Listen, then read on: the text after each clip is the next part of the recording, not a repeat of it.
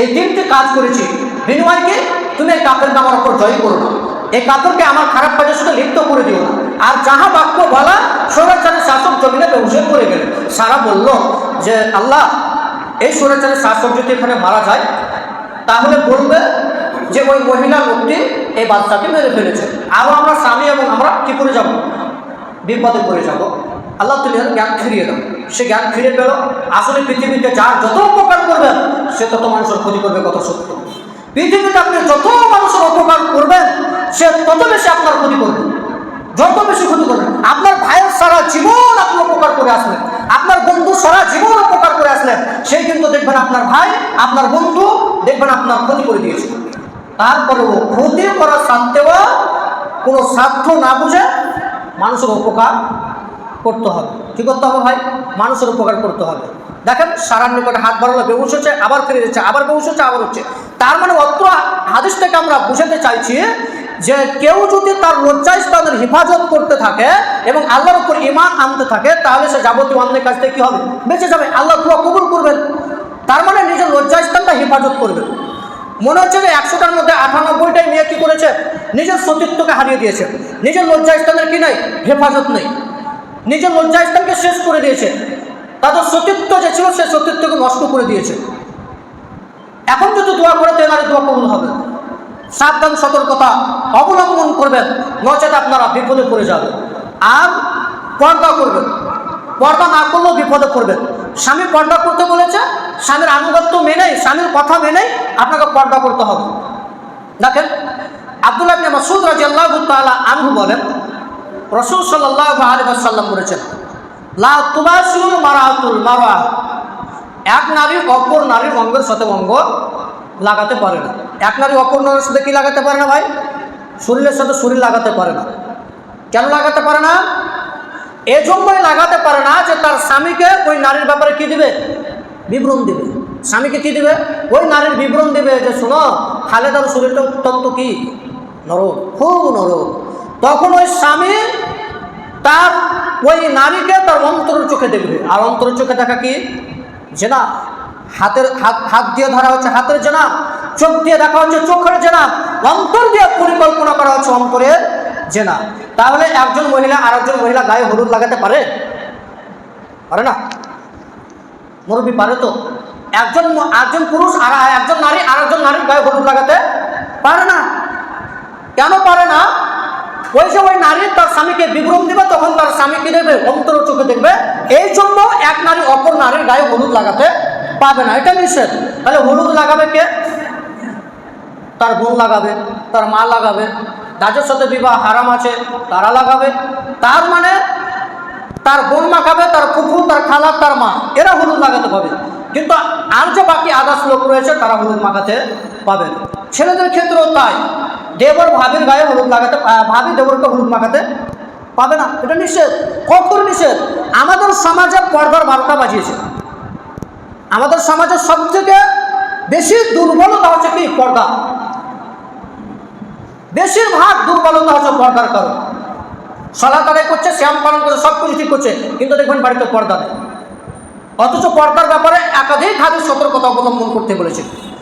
আল্লাহ সুবহানাহু ওয়া তাআলা কোরআন মাজিদের মধ্যে বলছেন যে ওয়াকারনা ফি বুয়ুতিকুন্না ওয়ালা তাবাররাজনা তাবাররুজাল জাহিলিয়াতিল্লাহ, তোমরা জাহিলি যুগের নারীদের মতো নিজেদেরকে প্রদর্শন করো না। তারা নগ্ন, অর্ধনগ্ন হয়ে রাস্তাঘাটে চলাফেরা করতো। কেন করতো চলাফেরা? আল্লাহ সুবহানাহু ওয়া তাআলা বলছেন যে তোমরা নিজ বাড়িতে কি করো? প্রবেশ করো, অন্য কোথায় যাবে না। তোমরা জাহিলি যুগের, প্রাচীন জাহিলি যুগের মতো তোমরা নগ্ন হয়ে রাস্তাঘাটে চলাফেরা করো না। আজকে রাস্তাঘাটে নগ্ন হয়ে চলে না। আবার জাহিলিয়াত ফিরে এসেছে। সেই জাহিলিয়াত তো ছিল, কারো কাছে 10টা স্ত্রী, কারো কাছে 15টা স্ত্রী, সেটা তো জাহিলিয়াত একটা ছিল, নগ্নতা তো ছিল। তারা নগ্ন হয়েছিল, উলঙ্গ হয়েছিল, পুরুষদের নিকট আকৃষ্ট হয়েছিল, পুরুষদেরকে নিজেদেরকে টেনে নিয়েছিল, নিজেদেরকে বিলিয়ে দিয়েছিল। কারণ একটাই, তাদের হক, তাদের অধিকার নেওয়ার জন্য। কি নেওয়ার জন্য? তাদের অধিকার নেওয়ার জন্য। মানে জাহিলি যুগের নারীদের কোনো কি ছিল না? অধিকার ছিল না, সম্মান ছিল না, জমির ভাগ ছিল না, পিতার ভাগ পেত না। কন্যা সন্তান জন্ম নিলে পিতার মুখ কালো হয়ে যেত, গ্রামবাসী সবাই বলতো তোমার মেয়ে কন্যা সন্তান জন্ম নিয়েছে, তোমার মেয়ে সন্তান জন্ম নিয়েছে। পিতার মুখ কালো হয়ে যেত, এক পর্যায়ে পিতার সন্তানকে জীবন্ত মাটিতে পুঁতে দেওয়া হতো। তারা জাহিলি যুগে ছিল নিজের হক আদায় করার জন্য, নিজের অধিকার নেওয়ার জন্য। আমরা কিসের অধিকার নেবো ভাই? আমাদেরকে অধিকার দেয়নি, দিয়েছে তো, অধিকার দেয়নি। আলোচনা বুঝতে পারছেন না? ওই জামানায় তো অধিকার ছিল না। এই জামানায় কি নারীদের অধিকার নেই? আছে, নারীদের অধিকার আছে। মুহাম্মদ সাল্লাল্লাহু আলাইহি সাল্লাম নারীদের অধিকার দিয়েছেন, নারীদের মর্যাদা দিয়েছেন, নারীদের সম্মান দিয়েছেন, নারীদের ইজ্জত দিয়েছেন। তার মানে জাহিলি যুগের নারীদের সম্মান ছিল না, ইজ্জত ছিল না, মর্যাদা ছিল না, অধিকার ছিল না, হক ছিল না। আমার শেষ নবী মুহাম্মদ সাল্লাল্লাহু আলাইহি সাল্লাম এসে নারীদের মর্যাদা দিল, নারীদের সম্মান দিল, নারীদের মান দিল, সব কিছু দিল। কে দিলেন? শেষ নবী মুহাম্মদ সাল্লাল্লাহু আলাইহি ওয়াসাল্লাম নারীদের মর্যাদা দিলেন। জাহিলি যুগের নারীদের যদি মাসিক হতো তাহলে তারা বলতো ইহুদি খ্রিস্টানরা যে এরা পৌঁছে গিয়েছে, তাদের সাথে খেত না, তাদের সাথে বসতো না, তাদের সাথে উঠতো না।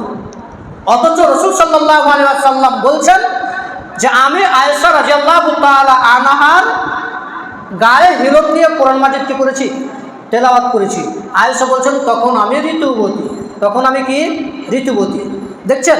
তার মানে একজন স্বামী একজন স্ত্রীর গায়ে হিরণ লাগিয়ে কি করতে পারে? কোরআন মাজিদ তেলাওয়াত করতে পারে, কোনো সমস্যা নেই। তার মানে মুহাম্মদ সাল্লাল্লাহু আলাইহি ওয়াসাল্লাম নারীদের মান দিয়েছেন, নারীদের মর্যাদা দিয়েছেন। আয়েশা বলছেন যে আমার রাসূল সাল্লাল্লাহু আলাইহি ওয়াসাল্লাম আমার গায়ে হিরণ দিয়ে আমার শরীরের সাথে শরীর লাগিয়ে কোরআন মাজিদ তেলাওয়াত করেছেন। এবং ঘুমানোর সময় রাসূল সাল্লাল্লাহু আলাইহি ওয়াসাল্লাম বলতেন আয়েশা তুমি তোমার কমরকে শক্ত করে বেঁধে দাও। এরপরে রাসূল সাল্লাল্লাহু আলাইহি ওয়াসাল্লাম শরীরের সাথে শরীর লাগিয়ে ঘুমিয়েছেন। তার মানে মুহাম্মদ সাল্লাল্লাহু আলাইহি ওয়াসাল্লাম নারীদের কি দিয়েছেন? মর্যাদা দিয়েছেন। আয়েশা রাদিয়াল্লাহু তাআলা আনহা বলছেন আমি যেই গ্লাসে পানি পান করতাম সেই খাম দিয়ে আল্লাহ রাসূল সাল্লাল্লাহু আলাইহি ওয়াসাল্লাম পানি পান করতেন, তখন আমি ঋতুবতী। তাহলে সেই জামানায় ইহুদি খ্রিস্টানেরা নারীদের মর্যাদা দেননি, আর আমাদের নবী মুহাম্মদ সাল্লাল্লাহু আলাইহি ওয়াসাল্লাম নারীদের কি দিয়েছেন? মর্যাদা দিয়েছেন, মান দিয়েছেন, ইজ্জত দিয়েছেন, সম্মান দিয়েছেন। এরপরও তারা নগ্ন হয়ে রাস্তাঘাটে কি করছে? চলাফেরা করছে। এরপরও চলাফেরা করছে। অধিকার কি দিল? 20 টাকা যদি থাকে তার ছেলে কয় টাকা নেবে? ছেলে কয় টাকা নেবে ভাই? আপনারা দুই ভাই বোন, আপনার পিতার কাছে 20টা টাকা ছিল, ছেলে কয় টাকা নেবে? মেয়েটা কয় টাকা নেবে? বুঝতে পারলেন না? কটা নেব ভাই? হ্যাঁ, ছেলে পাবে কি? ছেলে কি পাবে?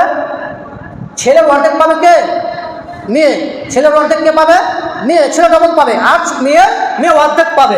তার মানে মুহাম্মদ সাল্লাল্লাহু আলাইহি ওয়াসাল্লাম কি দিয়েছে? জমির ভাগ দিয়েছে, টাকার ভাগ দিয়েছে, সব কিছু ভাগ দিয়ে দিয়েছে, মুহাম্মদ সাল্লাল্লাহু আলাইহি ওয়াসাল্লাম দিয়েছে। কিন্তু সেই ভাগটা সেই জামানাতে ছিল না।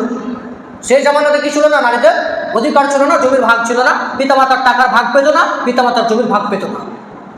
ছেলে যদি ডবল পায় তাহলে মেয়ে অর্ধেক পাবে। এটা মুহাম্মদ সাল্লাল্লাহু আলাইহি ওয়াসাল্লাম আমাদের দিয়েছে। আমরা আলোচনা করছিলাম স্বামীর আনুগত্য করতে হবে, স্বামীকে মেনে নিতে হবে, তিতা লাগলো মিঠা লাগলেও। অযথাই ভাবে এটকে থাকবেন না। কত পরিবার দেখবেন যে যুগ যুগ ধরে কি করছে না? স্বামী স্ত্রীর কথা বলি করছে না, চলে যাচ্ছে 20 বছর, 10 বছর, 15 বছর। এরকম মানুষ আপনারা দেখেছেন? আছে, প্রায় মানুষ আছে, আমাদের কাছে রিপোর্ট আছে। ওরা 10 বছর 5 বছর থেকে স্বামী স্ত্রীর কথা বলছে না। বেশিরভাগ এগুলো যারা মুরব্বী আছে তাদের মধ্যে এগুলো বেশি ঘটে থাকে। চ্যাংড়া ছেলের মধ্যে এগুলো অত ঘটে থাকে না, তো 2 দিন 1 দিন হলে চতুর্থ দিন তাদের ঠিক হয়ে যায়। কিন্তু মুরব্বীকে দেখবেন যে 5 বছর 7 বছর ধরে স্ত্রীর সাথে কি নাই? চলাফেরা নাই। যদি স্ত্রী থাকা লাগে রাখবেন, নহলে তাকে তালাক দিয়ে দেবেন, অযথা একটু রাখবেন। আর আপনারা যারা মহিলা মানুষ আছেন তাদেরকেও বলছি যে একটু স্বামীকে মেনে চলবে। স্বামী মানুষটা একটু আপনার গালিগুলোজ করবে, কখনো আপনাকে পিটাবে, কখনো খারাপ কথা বলবে, তারপরও আপনাকে স্বামী হিসেবে মেনে নিতে হবে। দেখেন আরেকটা হাদিস বলি দিয়ে আমরা মূল বিষয়ের দিকে চলে আসবো। আব্দুল্লাহ ইবনে মাসউদ রাদিয়াল্লাহু তাআলা আনহু বলেন রাসূল সাল্লাল্লাহু আলাইহি ওয়াসাল্লাম বলেছেন যে আল মারাতু আওরাতুন, নারী হচ্ছে গোপনীয় বস্তু।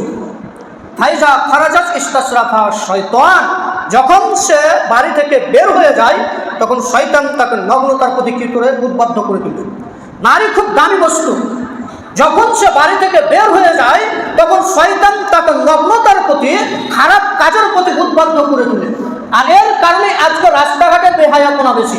মাথায় কাপড় নেই, মাথায় ওড়নি নাই, চলছে দীপ্তি চলছে। তার বাবা কিছু বললো না, তার মাও কিছু বললো না, গোটা পরিবার জাহিলিয়াতের মতন চলছে।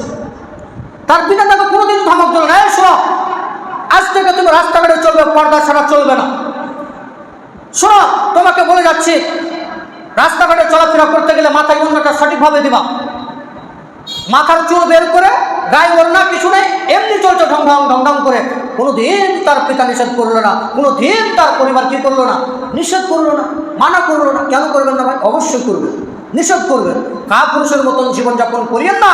যারা এর মধ্যে রয়েছেন যে আমার নারী আমার মেয়ে রাস্তাঘাটে নগ্ন হয়ে চলাফেরা করছে, তারপর আমাদের কিছু হচ্ছে না, একটা দোয়া শিখে যাচ্ছে, দোয়াটা করবেন, আল্লাহুম্মা ইন্নী আউযু বিকা মিনাল বুখলি ওয়া আউযু বিকা মিনাল জুবনি ওয়া আউযু বিকা মিনাল জুবনি। আল্লাহকে বারবার বলবেন, আল্লাহ তুমি আমার কাপুরুষতাকে দূর করে দাও, আল্লাহ তুমি আমাকে কাপুরুষ করো না, তুমি আমার কাপুরুষতাকে দূর করে দাও। বারবার বলবেন, আল্লাহুম্মা ইন্নী আউযু বিকা মিনাল জুবনি, তোমার নিকট আশ্রয় প্রার্থনা চাই কাপুরুষতা হতে, তুমি আমাকে কাপুরুষ করে দিও না।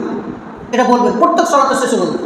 রাসূল সাল্লাল্লাহু আলাইহি ওয়াসাল্লাম প্রত্যেক সালাতে বলতেন, আল্লাহ তুমি আমাকে বখিল করে দিও না, তুমি আমাকে কৃপণ করে দিও না, আর তুমি আমাকে কাপুরুষ করে দিও না। তোমার নিকট আশ্রয় প্রার্থনা চাইছি কৃপণতা হতে, তোমার নিকট আশ্রয় প্রার্থনা চাইছি কাপুরুষতা হতে।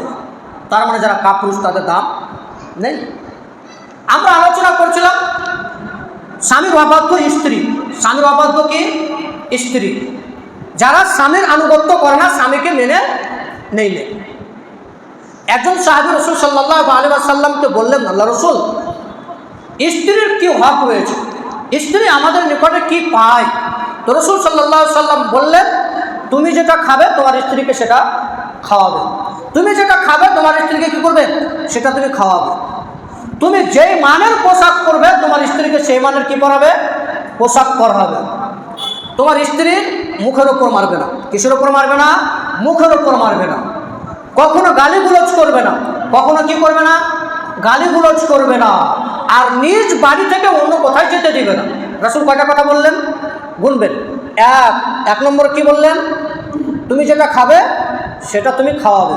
2, তুমি যে মানের পোশাক পরবে সেই মানের পোশাক তুমি তাকে কি করবে, পরাবে। 3, মুখের ওপর মারবে না। 4 নম্বর কি বললাম? গালিগুলোজ করবে না। 5, নিজ বাড়ি থেকে অন্য কোথায় যেতে দিবে না। মানে গালিগুলোজ যদি করেন যে তোমার বাপের চরিত্র এটা, তোমার বাপ এরকম, তোমার মা কিছু শিখিয়ে দেয়নি, এখন যদি আপনার স্ত্রীকে আপনার শাশুড়ি আপনার শ্বশুরের নাম ধরে কথা তুলেন, তাহলে এই বাক্যটি 5 বছর মনে রাখবে। কয় বছর? 5 বছর। আপনি যদি মারা যান তাহলে আপনাকে খিঁচে চলে যাবে। তাহলে থাকছে কেন? আপনাকে মেনে নিব ওই নিরুপায়, ওই নিরুপায় যা থাকতে হবে স্বামীর কাছে। কখনো তার বাপ মাকে কি করবেন না, গালিগুলোজ করবে না। কখনো তাকে তার বাপ মা টেনে গালিগুলোজ করবে না, নাহলে আপনি মহা বিপদে পড়ে যাবেন। আর সবসময় স্ত্রী কি করবেন? প্রশংসা করবেন। সবসময় কি করতে হবে? স্ত্রীর প্রশংসা করতে হবে। একবার যদি বলে যান যে তোমার ঠোঁটটা মোটা, তাহলে 15 বছর মনে রাখবে। কয় বছর? 15 বছর। সবসময় স্বামী কি করবেন? সবসময় স্ত্রীর প্রশংসা করবেন। আর আমাদের যদি তরকারিতে ঝাল বেশি হয়েছে না, তাহলে হয়তো এমন করে একটা ঝাল করবে, তা তো বুঝতে পারছি, বুঝতে পারেন না ভাই? খালি যদি একটু লঙ্কার মরিচ যদি বেশি হয়েছে, তাহলে অল্প লঙ্কার মতন কী করবে, ঝাল করে দেবে। ভালোবাসা থাকবে ভাই, ভালোবাসা থাকবে। একটু লবণ বেশি হয়েছে এমন, এর কারণে এমন পিটনি আর এমন গালিগুলোজ করলে তোমার বাপ তোমার মা তোমাকে রান্না শিখায়, অযথায় চলে এসেছো। তোমার বাপ মা তোমাকে কিছুই শিখায়নি। ভালোবাসা টিকবে? আপনার আনুগত্য করবে স্ত্রী? করবে না। ঝাল হলেও বলবেন যে মাশাআল্লাহ খুব সুন্দর হয়েছে। লবণ বেশি হলে কি বলবেন? মাশাআল্লাহ খুব সুন্দর হয়েছে। দেখবেন ও যখন খাবে তখন বুঝবে যে তরকারি ঝাল হয়েছে, তার মানে আমাকে পরিবর্তন করা লাগবে। মেরে সব কিছু কিন্তু পরিবর্তন হয় না। পিছনে দিয়ে লাঠি চালিয়ে সব কিছু কি হয় না, পরিবর্তন হয় না। কিছু কৌশল, কিছু পদ্ধতি অবলম্বন করে কি হয়, পরিবর্তন হয়। স্ত্রীর সব সময় প্রশংসা করা লাগবে। আর যদি স্ত্রীর প্রশংসা না করেন তাহলে বিপদে পড়ে যাবেন। যদি বলে দেন তোমার চেহারাটা এরকম, তোমার নাকটা এরকম, তাহলে আপনি বিপদে পড়ে যাবেন, ঝামেলায় পড়ে যাবেন। সবসময় প্রশংসা করবেন, দেখবেন সারা রাত আপনার সেবা করবে, সারা রাত আপনার পা টিপে দিবে, সারা রাত আপনার খিদমত করবে। আর এখন যদি আপনি ঝামেলা করেন, তাহলে ওই স্ত্রী আপনি একদিন ঘুমেছেন, ওর একদিন ঘুমাচ্ছে। এখন একদিন যদি পানিটা দেন, ঠক করে দিয়ে দিলে পারে, খান পানি, আপনি চলবে সংসার, চলবে। পানি চাইছেন স্ত্রীর কাছে, তো এই মুখটা ভিড়িয়ে বাবা পানি দিলে, পানি খান আপনি, তাহলে প্রশংসা করবেন। সবসময় স্ত্রীকে আদেশ করবেন। সবসময় কি করবেন? স্ত্রীকে আদেশ করবেন। খালেদার আম্মু জামাটা দাও, খালেদার আম্মু দেখো তো কোথায় এই জিনিসটা রয়েছে। দেখেন আল্লাহ রাসূল সাল্লাল্লাহু আলাইহি ওয়াসাল্লাম আয়েশাকে বলছেন, আয়েশা হালুমুল মুদিরা, হ্যাঁ আয়েশা তুমি ছুরিটা দাও এবং ছুরিটা কি করো, ধারালো করো, পাথর দিয়ে সান দাও। তার মানে আল্লাহ রাসূল আয়েশাকে কি করছেন, আদেশ করছেন। তিনি বলছেন যে আয়েশা ছুরিটা ধারালো করো, ছুরিটা দাও। তাহলে কি হবে, তাতে কুরবানি হবে। আর ছুরিটা ধারালো, জানোয়ারটা তাড়াতাড়ি মারা যাবে। তাহলে স্ত্রীকে আদেশ করবে। আর যদি বলবেন যে স্ত্রী কোনো আদেশই করে না, তখন বলবে যে আমার স্বামী আমার উপর রাগ করে আছে, তুমি কিছু বলছো, আদেশ করবে। তাহলে ভালোবাসা সৃষ্টি হবে, ভালোবাসা তৈরি হবে। আমরা আলোচনা করছিলাম স্বামীর অবাধ্য স্ত্রী। এরপর হাদিস দেখেন, আবু হুরায়রা রাদিয়াল্লাহু তাআলা আনহু বলেন, রাসূল সাল্লাল্লাহু আলাইহি ওয়াসাল্লাম বলেছেন, লা ইয়াহিল্লু লিল মারাতি আন তাসুমা ওয়া জাওজুহা শাহিদুন ইল্লা বিইذনিহি ওয়া লা তা'যানা বিইذনিহি ইল্লা বাইতিহি। আবু হুরায়রা রাদিয়াল্লাহু তাআলা আনহু বলেন, রাসূল সাল্লাল্লাহু আলাইহি ওয়াসাল্লাম বলেছেন, কোন স্ত্রীর জন্য স্বামীর অনুমতি ছাড়া নফল সিয়াম রাখা বৈধ নয়। যারা মহিলা মানুষ আছে তারা আলোচনা শুনবেন। স্বামী বাড়িতে আছে, নফল সিয়াম রাখতে পাবেন না। কার অনুমতি লাগবে? স্বামীর অনুমতি লাগবে। বলা তা জানা ফি বাইতিহি, আর স্বামীর অনুমতি ছাড়া অন্য কাউকে বাড়িতে প্রবেশ করতে দিবেন না। এখানে দেবর আসবে না, এখানে কাকাতো ভাই, মামাতো ভাই, খালাতো ভাই, কত যে ভাই আছে তার তো সীমা নেই, আসবে না। এরা কেউ আসবে না। স্বামী বাড়িতে না থাকবে সে সময় তাকে কেউ প্রবেশ করতে দিবে না। স্বামীর অনুমতি নেবে, তাহলে প্রবেশ করবে। তার মানে অত্র হাদিস থেকে দুটি বাক্য আমরা বিশ্লেষণ করতে চাইছি। এক নম্বরে তিনি বললেন যে স্বামীর অনুমতি ছাড়া কেউ বাড়িতে প্রবেশ করতে দেওয়া নিষেধ নয়, এবং স্বামীর অনুমতি ছাড়া নফল সিয়াম পালন করতে পারে না। ফরজ সিয়াম পারে, রমাজানের সিয়াম পারে না? পারে। ওটা স্বামীর অনুমতি লাগবে না। কি লাগবে না? স্বামীর অনুমতি উঠে লাগবে না। ফরজ সালাত আদায় করবেন, স্বামীর অনুমতি লাগবে না। কিন্তু তাহাজ্জুদে যদি সালাত আদায় করেন, স্বামীর কি লাগবে? অনুমতি লাগবে। নফল সিয়াম পালন করবেন, স্বামীর অনুমতি লাগবে। তার মানে নফল সিয়াম পালন করার জন্য স্বামীর অনুমতি ছাড়া সিয়াম পালন করতে স্ত্রী পাবে না। ফরজ সালাত, ফরজ সিয়াম যেগুলো আছে ওগুলো স্বামীর অনুমতি লাগবে না। এগুলো যদি ছেড়ে দেয় তাহলে বড় গুনাহ হবে। অতএব স্বামীর আনুগত্য করবেন, স্বামীকে মেনে চলবেন। দেখেন, আব্দুল্লাহ ইবনে আমর রাদিয়াল্লাহু তাআলা আনহু বলেন, রাসূল সাল্লাল্লাহু আলাইহি ওয়াসাল্লাম বলেছেন, কি বলেছেন ভাই? কি বলেছেন? আব্দুল্লাহ ইবনে আমর রাদিয়াল্লাহু তাআলা আনহু বলেন, রাসূল সাল্লাল্লাহু আলাইহি ওয়াসাল্লাম বলেছেন যে একজন স্ত্রী স্বামীর কি করবে? শুকরিয়া আদায় করবে। কি আদায় করবে? শুকরিয়া আদায় করবে। যদি শুকরিয়া আদায় না করে তাহলে কি হবে? আল্লাহ রাসূল সাল্লাল্লাহু আলাইহি ওয়াসাল্লাম বলেছেন যে লা তাশকুরু লিজাওজিহা, স্বামীর শুকরিয়া আদায় করবে। রাসূল সাল্লাল্লাহু আলাইহি ওয়াসাল্লাম বলেছেন যে আমি মেরাজের রাত্রে দেখলাম অধিকাংশ অধিবাসী নারী জাহান্নামের মধ্যে। তো জিজ্ঞাসা করা হলো, আল্লাহ রাসূল, মহিলারা কেন জাহান্নামে? এরা কি এমন অপরাধ করেছে? এরা কি সালাত আদায় করে না? এরা কি আল্লাহর শুকরিয়া আদায় করে না? তো বলছেন না, এরা সালাত আদায় করে সব কিছু করে, কিন্তু স্বামীর শুকরিয়া আদায় করে না। কি করে না? স্বামীর শুকরিয়া আদায় করে না। ওয়াইয়া তাস্তাগনি আনহু, ওয়াইয়া লা তাস্তাগনি আনহু, এবং স্বামীকে নিজের জন্য পরিপূর্ণ মনে করে না। স্বামীকে কি করে না? নিজের জন্য পরিপূর্ণ মনে করে না। রাসূল সাল্লাল্লাহু আলাইহি ওয়াসাল্লাম বাক্যটি বলেছেন, লা ইয়ানজুরু ইলা ইমরাতিন। এই বাক্যটি স্মরণে আসছে না। লা ইয়ানজুরুল্লাহু ইলা ইমরাতিন, আল্লাহ সেই নারীর দিকে করুণার কি দিবে না? দৃষ্টি দিবেন না। সেই নারীর দিকে আল্লাহ তাকাবেন না। কোন নারীর দিকে? লা তাশকুরু লিজাওজিহা, যে স্বামীর শুকরিয়া আদায় করে না। ওয়াইয়া লা তাস্তাগনি আনহু, এবং স্বামীকে নিজের জন্য পরিপূর্ণ মনে করে না। দেখবেন স্বামীর শুকরিয়া আদায় কীভাবে করবেন। দেখেন, আপনি বাসুদেবপুরের বাজার গেলেন, যে একটা খুব সুন্দর কি কিনলেন? শাড়ি কিনলেন, কাপড় কিনলেন, খুব দামি। মনে মনে ভাবছেন যে শাড়িটা কিনলাম তো আমার স্ত্রী অত্যন্ত কী হবে? খুশি হবে, খুবই খুশি হবে। খুবই দামি দিয়েও কিনেছেন শাড়িটা, খুব দামি জিনিস দিয়ে কিনেছেন, 2000-3000 দামের একটা শাড়ি কিনেছেন, আর খুব প্যাকিংয়ে করে নিয়ে আসছেন। ও মনে করছেন যে আপনার স্ত্রী কী হবে? খুবই খুশি হবেন। আপনি খুব আনন্দের সাথে যখন বাড়িতে প্রবেশ করছেন, যখন চেনটা খুলে দেখছেন, শাড়িটা খোলা দেখার মাত্র এইটা চাঁদ নিশ্চয়, বাস দিল তো আপনার সব কিছুকে দমড়ে দিল, তো সব কিছু শেষ। আপনার সুন্দর বাস্তবপুর থেকে একটা কাপড় তার জন্য আপনার স্ত্রীর জন্য নিয়ে আসলেন, আর নিয়ে আসার মাত্র বাড়িতে যখন রাখলেন তখন বলছে এটা কাপড়, এটা চয়েস হয়নি, শুকরিয়া আদায় হয়নি। যদি শুকরিয়া আদায় করতো তাহলে যদি 100 টাকা দামের মোটা লোকমালের চাদর, অর্থাৎ এরকম মোটা যদি কাপড় তার সামনে নিয়ে আসতো, তাহলে সেই স্ত্রী বলতো, শোনো, আমি তো তোমার, তুমি যেই মানের কাপড় পরাবা আমি সেই মানের করবো।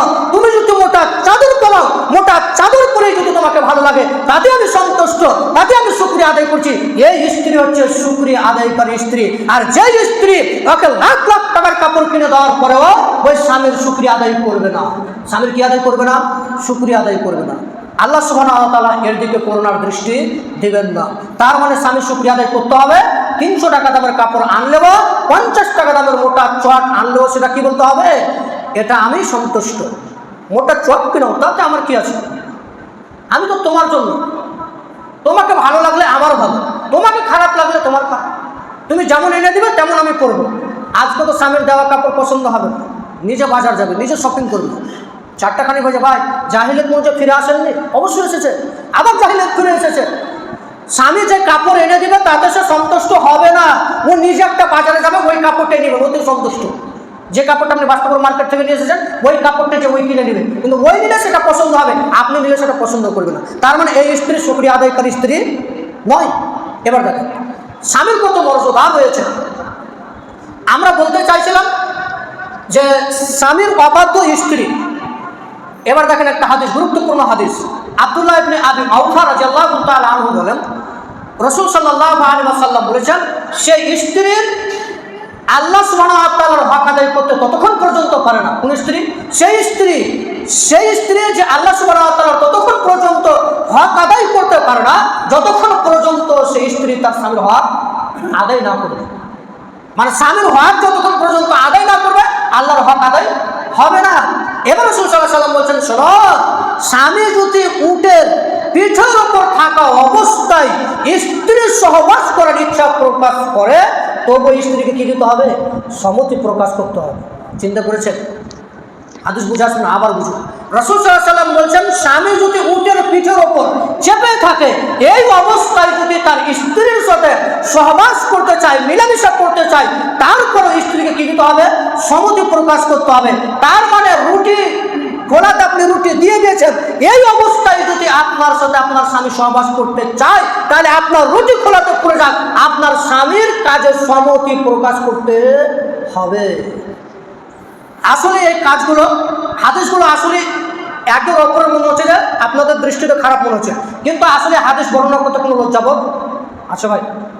উম্মে সুলাইম, কে ভাই কি বললাম? উম্মে সুলাইম কার নিকটে গেছেন? রাসূলের নিকটে। রাসূলের নিকটে যে বলছেন, আল্লাহ রাসূল, আল্লাহ তাআলা তো হক কথা বলতে কি করে না? লজ্জাবোধ করেন না। তো আমি একটা কথা বলবো। উম্মে সুলাইম খুব চালাক মহিলা। কি মহিলা? খুব চালাক মহিলা। উনি বলছেন, আল্লাহ রাসূল, আমি একটা কথা বলবো, আল্লাহ হক কথা বলতে লজ্জা করে না, আমি একটা কথা বলবো। আল্লাহ রাসূল বলছেন, বলেন। তো উম্মে সুলাইম বলছেন, আল্লাহ রাসূল, মেয়েদের কি স্বপ্নদোষ হয়? মেয়েদের কি স্বপ্নদোষ হয়? আল্লাহ রাসূল বলছেন, হ্যাঁ স্বপ্নদোষ হয়। যেরকম স্বপ্নদোষ পুরুষদের হয়, মেয়েদেরও স্বপ্নদোষ হয়। তখন উম্মে সুলাইম আরো জিজ্ঞাসা করতে গেলেন। তো উম্মে সুলাইম বলছেন, উম্মে সুলাইম তখন বলছেন যে আল্লাহ রাসূল একটু লজ্জা পেলেন এবং আল্লাহ রাসূল উত্তর দিলেন। তো উম্মে সুলাইম বলছেন যে আমি আমার মুখটা কি করলাম? চাদর দিয়ে ঢেকে নিলাম। আল্লাহ রাসূল যখন বললেন যে পুরুষদের মতো যদি নারীরা তাদের কাপড় ভিজে থাকে বা কিছু দেখে, দীর্ঘ থাকে, তাহলে কি করবে? গোসল করবে। তো উম্মে সুলাইম বলছে, আমি এই বাক্য মাত্রই আমি আমার মুখটাকে চাদর দিয়ে ঢেকে নিলাম। মানে তিনি লজ্জাবতী ছিলেন। তাহলে উম্মে সুলাইম হাদিস বর্ণনা করতে কি করে না? লজ্জাবোধ করেন না। তাহলে মনে হচ্ছে যে মনে সাহেব এগুলো হাদিস বলা যায়, মুখের পিঠের উপরে থাকবে, স্ত্রী সহবাস করবে, মানে হাদিসটা গুরুত্ব বোঝানো চেয়েছে। হাদিসটা কি বুঝতে চেয়েছে? গুরুত্ব বুঝাতে চেয়েছে। আর এই কাজগুলো কিন্তু সহবাস মিলামেশা, এই কাজগুলো আমাদের পরিবারে এগুলো কি অনেক দুর্বল। কীভাবে দুর্বল একটু দেখাই। আমরা সবাই কি যৌথ পরিবার। কি পরিবার? যৌথ পরিবার। যৌথ পরিবারের থেকে কত লস জানেন? বহুত লস লাগে ভাই। লস লাগে বলছেন, চরম লস। মনে করেন আপনি বিবাহ করেছেন, আপনারা 4 ভাই, আপনি টাকা পয়সা ইনকাম করলেন, টোটো চালালেন, আরও কিছু করলেন, 1 লাখ 2 লাখ ইনকাম হলো, আপনি মারা গেলেন, টাকাটা কে পাবে ভাই? আপনার ছেলে পাবে? পাবে না। মজুরি বিনাশ আপনার ছেলে বাদ। যে 3 ভাই এখন বেঁচে থাকলো, সেই 3 ভাই টাকা আপনার নিয়ে নিবে। তো যৌথ পরিবারের থেকে এটা লস হলো না? বিবাহ করার পরে পৃথক হয়ে যেতে হবে। কী হয়ে যেতে হবে? পৃথক হয়ে যেতে হবে, আলাদা হয়ে যেতে হবে, জুদা হয়ে যেতে হবে যাকে বলে। আর যারা মা বোন তারা তো শুনছেন, খালি পৃথকের কথা যদি শুনেন আর জুদার কথা যদি শুনেন, আলাদা যৌথ পরিবারের কথা শুনে মাথায় দাঁড়া করে আগুন ধরবে। এটা করতে চান, এটা খুব বিশাল বড় কাজ। কি বছরটা বিশাল বড় কাজ, এটা একটা মানে আসমান ভেঙে মাথায় পড়ে গেল।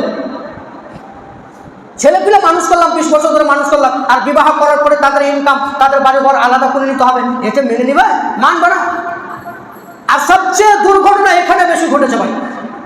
যত বিপদে রাসূল সাল্লাল্লাহু আলাইহি ওয়াসাল্লাম বলছেন বিবাহ করার কি হচ্ছে? পৃথক হয়ে যেতে হবে। তাহলে বাপকে কি বলবে না?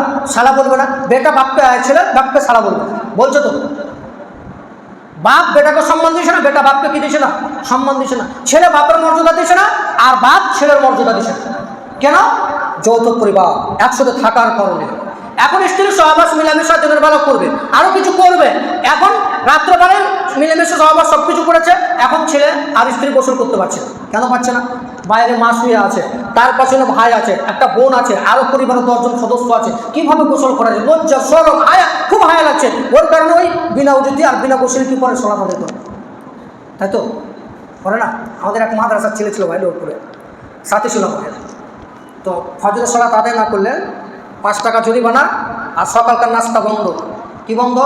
মানে ফজরের সলাত যদি ছুটে যায় তাহলে 5 টাকা জরিমানা লাগবে, আর সকালকার নাস্তাও 2 দিন বন্ধ থাকবে। তুই বেটা খুব তাড়াতাড়ি উঠতেন, যেদিন দেরি হয়ে যেত জানছে যাব সালাম ফিরবে তখন মুখে চটচট করে পানি 2বার দিয়ে দিলে কেউ জমা ধরে নিল। আমি বলছি ভাই উজুটা করেছ? বলছে উজু করেছি। আসলে উজু করেনি। কি করেনি? উজু করেনি। বিনা উজুতে সে কি করেছে? সলাত আদায় করেছে। আপনি চিন্তা করেছেন? বিনা উজুতে একদিনে একাধিকবার সলাত আদায় করেছে। যখন আমরা পেশ করলাম যে এই ব্যাপার, তো মাওলানা খুব দুঃখ প্রকাশ করেন এবং হাসলে ওকে, যেভাবে সলাত আদায় করে আল্লাহকে ভয় করে সলাত আদায় করতে হবে। তো মানুষ ফরজ গোসল না করে কি করছে? সলাত আদায় করছে। বা কেউ আর সলাত আদায় করে না, ফজরে কি গায়েব হাজির নয়, ফজরের নামাজ কি করে দিচ্ছে? বাদ করে দিচ্ছে। অতএব ফজরের নামাজ বাদ করবেন না, সলাত আদায় করবেন। এরপরে একটা হাদিস বলে আলোচনা শেষ করবো, অনেকক্ষণ আলোচনা হলো। মেয়েরা যদি 4টি কাজ করে বিনিময় কি হবে? জান্নাত চলে যাবে। 4টি কাজ। ছেলেদের অনেক কাজ, ছেলেদের কি কাজ? অনেক কাজ, কিন্তু মেয়েদের 4টি কাজ করলে কি চলে যাবে? তারা জান্নাতে চলে যাবে। সেই 4টি কাজ মা বোন কান করে শুনবেন। আনাস রাদিয়াল্লাহু তাআলা আনহু বলেন, রাসূল সাল্লাল্লাহু আলাইহি ওয়াসাল্লাম বলেছেন, আল মারাতু আল ইমরাতু ইযা সাল্লাত খামসাহা, যেই নারী 5 ওয়াক্ত সালাত আদায় করবে। কয় ওয়াক্ত সালাত আদায় করবে? 5 ওয়াক্ত সালাত আদায় করবে। ওয়াসামাত শাহরাহা, রমজানের শ্যাম পালন করবে। রমজানের কি পালন করবে? শ্যাম পালন করবে। ওয়াহসানাত ফারজাহা, এবং নিজের লজ্জাস্থানের কি করবে? হেফাজত করবে। ওয়াতাআত বালাহা, এবং স্বামীর আনুগত্য করবে, স্বামীকে মেনে নেবে। ফালা তাদখুল মিন আই আবওয়াবিল জান্নাতিশ শাব, তার জন্য জান্নাতের যে কোনো দরজা দিয়ে সে প্রবেশ করতে পারে। কি করতে পারে? যে কোনো দরজা দিয়ে সে কি করবে? প্রবেশ করতে পারে। তার মানে জান্নাতের 8টি দরজা দিয়ে যে কোনো দরজা দিয়ে সে কি করতে পারবে? প্রবেশ করতে পারবে। তার 1 নম্বরে তিনি বললেন, দিনে রাত্রে 5 ওয়াক্ত সালাত আদায় করতে হবে, রমজানের শ্যাম পালন করতে হবে, নিজের লজ্জাস্থানের হেফাজত করতে হবে, এবং স্বামীর আনুগত্য করতে হবে। এই 4টি কাজ যদি করে, বিনিময়ে রাসূল সাল্লাল্লাহু আলাইহি ওয়াসাল্লাম বলেছেন তাকে কি দিয়ে দেওয়া হবে? জান্নাত দিয়ে দেওয়া হবে, এবং জান্নাতের যে কোনো রাস্তা দিয়ে সে প্রবেশ করতে পারবে। তার মানে স্বামীর স্ত্রী আনুগত্য করবে, স্ত্রী স্বামীকে মেনে নেবে, তিতা লাগলো মিঠা লাগলো গালিগুলোজ করলো তাকে মেনে নেবে, সেই আপনার আসল সঙ্গী, সে আপনার সবচেয়ে ভালো সাথী। অতএব এই কাজগুলো মেনে চলুন, ইনশাআল্লাহ আপনারা সফলতা অর্জন করবেন। আপনার স্বামী যদি মোটা চট এনে দেয় তাতে আপনি শুকরিয়া আদায় করবেন, তাতে আপনি আল্লাহর শুকরিয়া আদায় করবেন, আপনার স্বামী শুকরিয়া আদায় করবেন, ইনশাআল্লাহ বিনিময় জান্নাত যাবেন। নচেত আপনি যদি শুকরিয়া আদায় না করেন, এর বিনিময় কিন্তু আল্লাহ সুবহানাহু ওয়া তাআলা আপনাকে জান্নাত দিবে না। স্বামী যদি অসন্তুষ্ট থাকে, তাহলে রাজি আল্লাহ সুবহানাহু ওয়া তাআলা কি থাকবে? অসন্তুষ্ট থাকবে। রাসূল সাল্লাল্লাহু আলাইহি ওয়াসাল্লাম বলছেন, যদি আমি কাউকে সাজদা করার অনুমতি দিতাম তাহলে কাকে দিতাম? স্বামীর পায়ের তলে স্ত্রীকে কি বলতে বলতাম? সাজদা করতে বলতাম। কিন্তু অন্য আল্লাহকে বাদ দিয়ে অন্য করে সাজদা করা কি? শিরক, কাবিরা গুনাহ, বড় গুনাহ। যদি আমি সাজদা করতে বলতাম, কাকে বলতাম? স্ত্রীকে স্বামীর পায়ের নিকটে মাথা নত করতে বলতাম, সাজদা করতে বলতাম। কিন্তু এটা করা চাই না, এটা বড় গুনাহ, এটা কাবিরা গুনাহ, এটা মহা গুনাহ, এটা সবচেয়ে বড় গুনাহ। অতএব আল্লাহকে বাদ দিয়ে অন্য কারো মাথা নত করা যাবে না। স্বামীর ইসলামে অনেক অনুগত্য রয়েছে, অনেক মর্যাদা রয়েছে, স্বামীকে মেনে চলবেন, ইনশাআল্লাহ আপনারা সফলতা অর্জন করতে পারবেন। আল্লাহ সেই সকল মহিলা এবং যারা পুরুষ মানুষ রয়েছে, আল্লাহ সে সমস্ত আলোচনা থেকে যাতে তারা উপকৃত হতে পারে, যাতে আমল করতে পারে, স্বামীকে মেনে নিতে পারে। যারা পুরুষ মানুষ আছেন তারা একটি স্ত্রীকে মেনটেন করে চলবেন, তাদের একটু প্রশংসা করবেন, ইনশাআল্লাহ উভয় পরিবার সুখে থাকবে, সংসার সুখে থাকবে। নচেত আপনারা সংসারে ঝামেলায় গণ্ডগোল সবসময় লেগে থাকবেন। আল্লাহ তুমি সকল মানুষের পরিবারকে, সংসারকে সুখে রাখো, সকল আল্লাহুম্মা আমিন। আসসালামু আলাইকুম ওয়া রাহমাতুল্লাহ।